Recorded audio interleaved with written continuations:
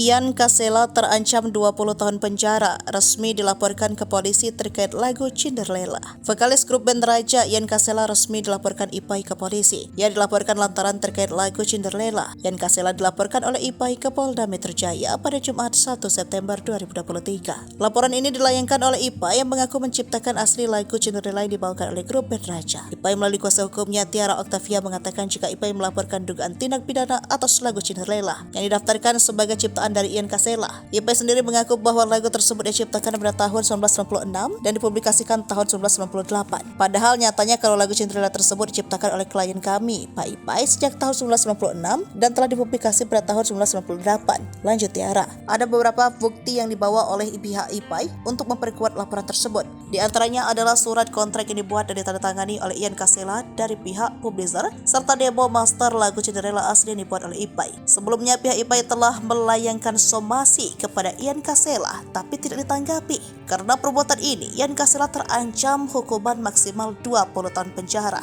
Ancaman secara kumulatif bisa sampai 20 tahun. Karena ini tidak main-main ya, kata Saiful yang juga kuasa hukum Ian Kasela. Ia merupakan pidana khusus, pungkas Saiful.